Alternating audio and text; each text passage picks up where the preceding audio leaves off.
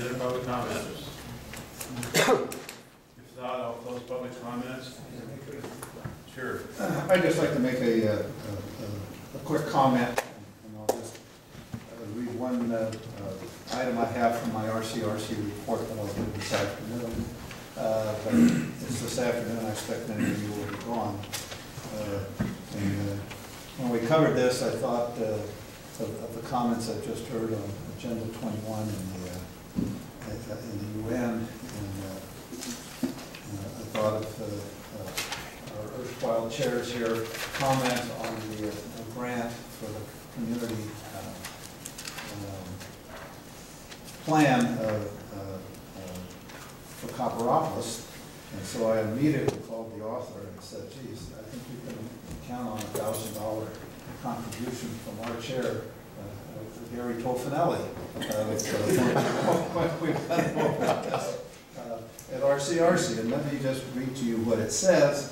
And RCRC said this is passed out of the state legislature twice and was twice vetoed by Governor Schwarzenegger. Well, now we have Governor Brown. So I'll just read you the summary of the bill.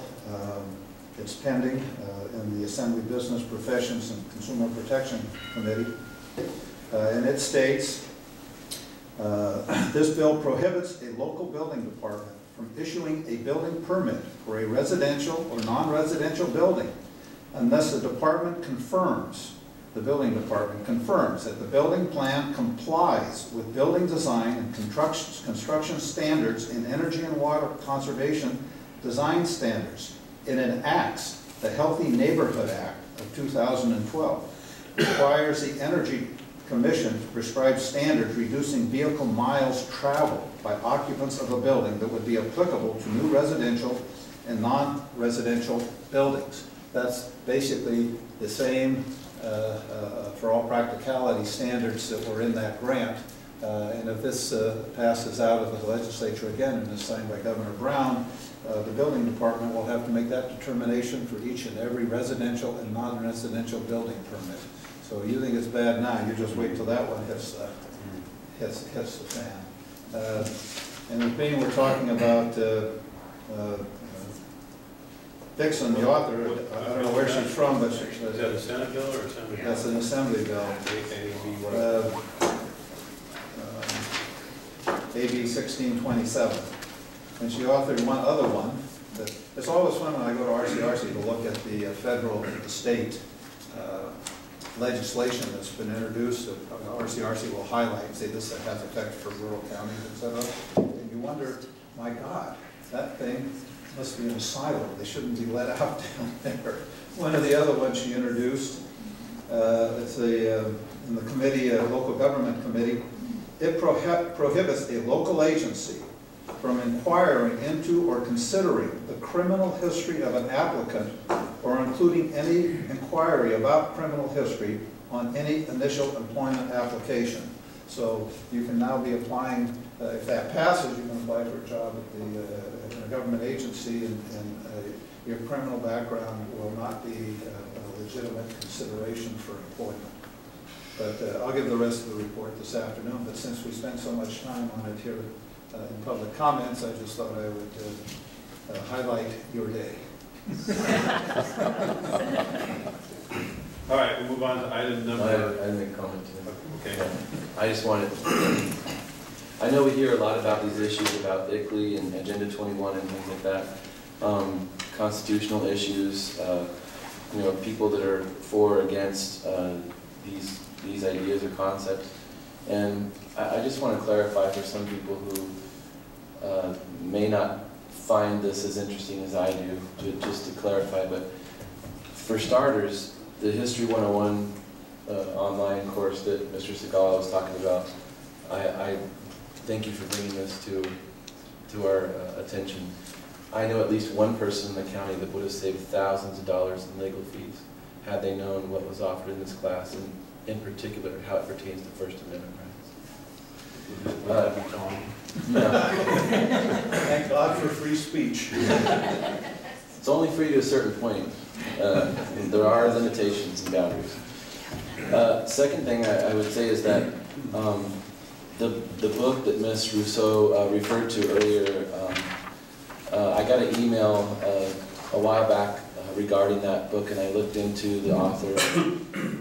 She's heavily involved in Democrat Party and issues here in the state of California. And when I looked further into that, I found some things that were very appalling. I always knew that this was not a party or a type of a thing. This is a psychological, philosophical type of thing that extends beyond party boundaries. And when I searched into this further, one of the things that's very endearing to me about the modern progressive movement that gets a lot of pushback from conservative quote-unquote groups is the whole idea of sustainability and things like that. We've had discussions about that word is this. Sustainability. Sustainability, yeah, it was before, I think maybe last year, but one of the things that I find that I really can agree with this movement of sustainability is the idea of locally grown food. That's one of the things I'm really big on. And I think in our county we have a unique opportunity to pursue some of those things, and I know that there are people that are working hard to those ends. But in my research I found these people that are progressive or Democrat or whatever you want to call them on the left side, I guess, that are against the Agenda 21 and the ICLEI and all this kind of stuff. There are plenty of those groups out there. One of these such groups, they put on a sustainable food gathering outside Las Vegas, Nevada, where everything was grown, organically, this kind of stuff. And this goes right to the root of the problem.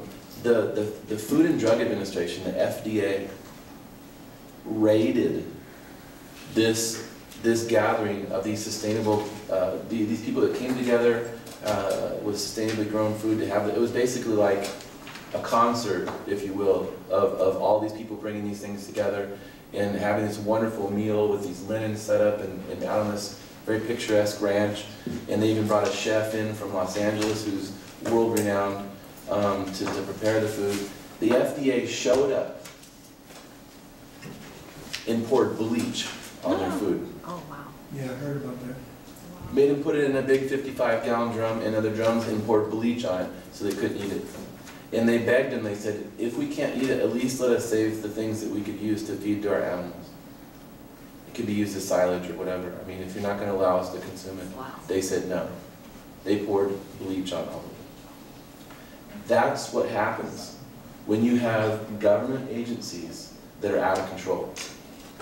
The reasoning for this is they said that they could not, because they charged money for tickets to this event, that constituted like a restaurant type situation or something, and they couldn't guarantee the quality and the oversight.